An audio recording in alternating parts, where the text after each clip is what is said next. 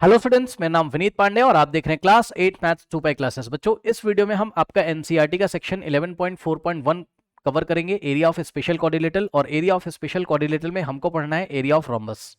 ठीक, एक special quadrilateral है रोम्बस। रोम्बस के हर एक साइड इक्वल होते हैं, आपको पता है रोम्बस के 4 साइड्स इक्वल होते हैं और उसके डायगोनल परपेंडिकुलरली बाइसेक्ट करते हैं। आई रिपीट, रोम्बस के डायगोनल परपेंडिकुलरली बाइसेक्ट करते हैं। तो रोम्बस का एरिया निकालने का फॉर्मूला हमको यहाँ पर सीखना है। ओके स्टूडेंट्स, और रोम्बस का एरिया निकालने का जो फॉर्मूला होता है वो होता है 1/2 into diagonal D1 into diagonal D2। पूरा आपको करके दिखाऊंगा इस वीडियो में, और आपको एक एग्जांपल भी मैं यहाँ पर दूंगा। अगर इसके पहले के वीडियोस आपने नहीं देखे बच्चों, आप हमारे चैनल पे विजिट करिए।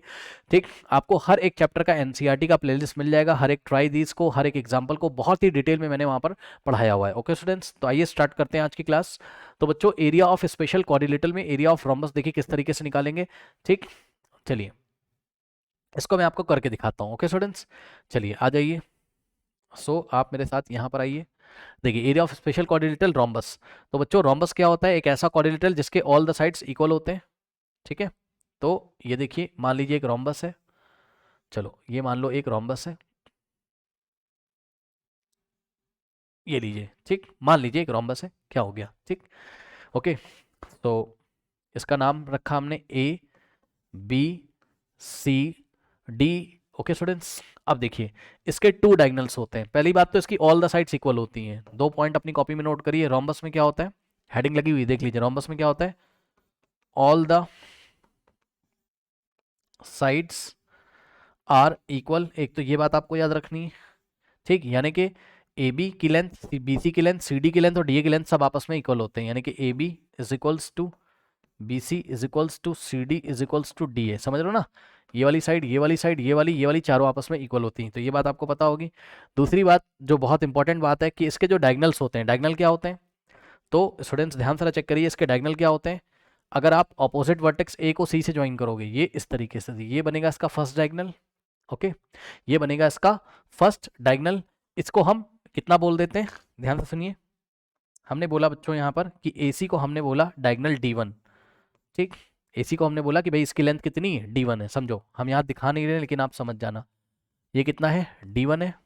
ठीक है, ओके। और इसी तरीके से सेकेंड डायगनल ड्रॉ करिए आप बच्चों। ठीक, तो सेकेंड डायगनल अगर आप यहाँ पर ड्रॉ करोगे तो सेकेंड डायगनल हो गया आपका, लेट अस से आपने D को B से यहाँ पे इस तरीके से ज्वाइन किया। ठीक, तो ये आपका BD क्या हो गया? सेकेंड डायगनल हो गया। और ये जो BD की लेंथ है,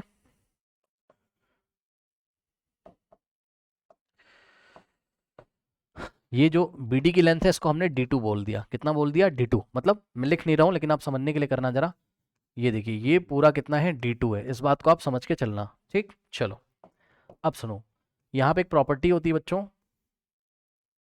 मान लो कि ये डायगोनल दोनों एक दूसरे को इंटरसेक्ट कर रहे हैं। कहाँ पर? ये आपने कहाँ पढ़ा है? क्वाड्रिलेटरल वाले चैप्टर में, कि जो रोम्बस के डायगोनल होते हैं वो परपेंडिकुलरली बाइसेक्ट करते हैं। मतलब समझो, अगर ये वाला पॉइंट O है, ठीक, ये इंटरसेक्शन वाला पॉइंट क्या है? O। मतलब डायगोनल BD AC कहाँ इंटरसेक्ट कर रहे हैं? O पर। तो ये परपेंडिकुलरली बाइसेक्ट कर रहे होंगे। मतलब समझो, इसका क्या मतलब होता है? इसका मतलब ये होता है बच्चों, ध्यान से चेक करिएगा। इसका मतलब ये होता है कि अगर ये पॉइंट O है, पता है आपको, ये एंगल 90 होता है। ठीक, तो अगर ये 90 होता है तो ये भी 90 होता है, ये भी 90 होता है, ये भी 90 होता है। ये हो गया पहली बात। तो मैं सारे एंगल दिखा नहीं रहा हूँ, मैं ओनली वन एंगल यहाँ पर दिखाऊंगा आपको। ठीक, आप समझ जाना, मैं केवल यहाँ पे 2 एंगल आपको दिखा दे रहा हूँ। ये यहाँ से देखिए 90 होगा और ये यहाँ से 90 होगा। ठीक, चारों ही 90 होते हैं। यानी कि एंगल DOC, एंगल COB और एंगल AOB और एंगल DOC, ये चारों के चारों 90 होते हैं। ठीक, और सुनो, और खास बात, वेरी इंपॉर्टेंट, OC की जो लेंथ होगी O से C तक, वो O से A तक के इक्वल होगी। बच्चों ध्यान से जरा चेक करिए, क्या कि OC की जो लेंथ होगी, OC की लेंथ OA के इक्वल होगी। ठीक, और इसी तरीके से जो आपकी OB की लेंथ होगी O से B तक, वो O से D के इक्वल होगी। OB is equals to OD, ये OB is equals to OD, OB is equals to OD। बस इसी बात को हम क्या बोलते हैं कि इसके डायगोनल परपेंडिकुलरली बाइसेक्ट करते हैं। परपेंडिकुलरली का मतलब है कि 90 डिग्री बन रहा है यहाँ पर, जहां पर ये इंटरसेक्ट करे वहां 90 डिग्री बन रहा है। बाइसेक्ट करते हैं मतलब ये दोनों जब आते हैं तो एक दूसरे को बराबर भागों में बांट देते हैं।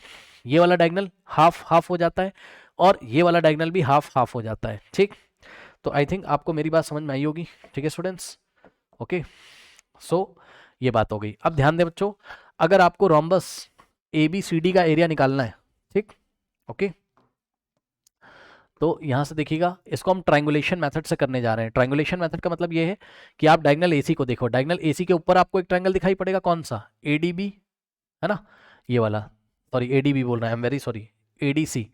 एक तो देखिए ये वाला ट्रायंगल आपको दिख रहा होगा, ये, ठीक, ये वाला ट्रायंगल दिख रहा होगा, और दूसरा ये बचा वाला दिख रहा होगा, ठीक। यानी कि अगर मैं ADC में किसको ऐड कर दूं, ADC में किसको ऐड कर दूं, ABC को, तो आपका रोम्बस का एरिया आ जाएगा, ठीक।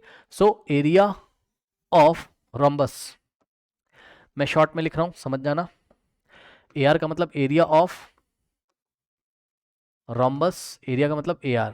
अरे भाई लिख देता हूं यार पूरा मैं, चलो देखो, अगर आपको चाहिए एरिया ऑफ रोम्बस, ठीक, रोम्बस का नाम क्या है आपके सामने, रोम्बस है ABCD, ठीक। तो एरिया ऑफ रोम्बस ABCD अगर आपको निकालना है तो टू ट्रायंगल्स के एरिया का सम करना पड़ेगा। कौन कौन सा ट्रायंगल, ट्रायंगल ADC, ठीक। So is equals to area of, AR का मतलब एरिया ऑफ ट्रायंगल ADC यानी कि ऊपर वाला ट्रायंगल, और प्लस ये शेडेड रीजन वाला ट्रायंगल, और जो बच गया ये वाला ट्रायंगल यानी कि ट्रायंगल ABC, ठीक, plus area of triangle ABC, ठीक। चलो बहुत बढ़िया। अब सुनो, अब बच्चों ध्यान से चेक करिए, एरिया ऑफ ट्रायंगल ADC कितना होगा, एरिया ऑफ ट्रायंगल होता क्या है, 1/2 इंटू बेस इंटू हाइट। तो ध्यान से चेक करो, ADC का बेस कौन, AC, ये देखिए दिख रहा है, ये इसका बेस है, और ये हाइट है। बच्चों आपको क्या याद नहीं है, भूल गए हो, ये बेस होता है ट्रायंगल का, और यहाँ से ये हाइट आती है, तो यही तो है, ADC में AC क्या है, बेस, और हाइट क्या है, DO है। सही बोला मैंने, यस सर, ठीक। तो 1/2 into base into height, ADC का एरिया, बेस की जगह आप AC ले लोगे, और 1/2 into base into height, height की जगह DO आ जाएगा, क्योंकि DO यहाँ पे परपेंडिकुलर है, हाइट हमेशा नीचे क्या बनाता है, 90 डिग्री, ठीक। सो ये लीजिए, ये आ गया ADC का एरिया, 1/2 इंटू बेस, बेस की जगह AC और हाइट की जगह DO, ये वाला प्लस यहाँ कॉपी करेंगे, और एरिया ऑफ ट्रायंगल ABC की जगह क्या लिखोगे, ध्यान से चेक करो, ABC का एरिया कितना हो जाएगा, ध्यान से चेक करो। इसके लिए भाई इसी ट्रायंगल को अगर पलट दो, इस तरीके से घुमा दो, ये घूम जा भाई, ये ऐसा दिखाई पड़ेगा। अब ये हो जाएगी बेस, ठीक, ये बेस दिखाई पड़ेगी, और ये हाइट है, तो यही तो हो रहा है, ABC के लिए बेस क्या है, AC है, और हाइट क्या है, BO, क्योंकि हाइट हमेशा 90 बनाती है, हाइट हमेशा 90 बनाती है, ठीक। सो 1/2 इंटू बेस, बेस की जगह फिर से हमने AC लिखा, और इंटू में हाइट, हाइट कितनी है, B से O तक है, BO, ठीक। ये लीजिए, ये हो गया BO, ओके स्टूडेंट्स। चलो अब एक काम करो, नाउ स्टूडेंट्स यहाँ ब्रैकेट लगा लीजिए, ठीक, और यहाँ से क्या कॉमन आ रहा है ये मैं आपसे पूछ रहा हूँ, तो ध्यान दो, ये आपका फर्स्ट टर्म है, ये आपका सेकंड टर्म है। फर्स्ट टर्म में आपको 1/2 इंटू AC, और सेकंड टर्म में आपको भाई प्लस के बाद जो कुछ है ये पूरा सेकंड टर्म है, और ये पूरा फर्स्ट टर्म है। क्या कॉमन आ रहा है, 1/2 इंटू AC और 1/2 इंटू AC, तो ये कॉमन आ जाएंगे, ठीक।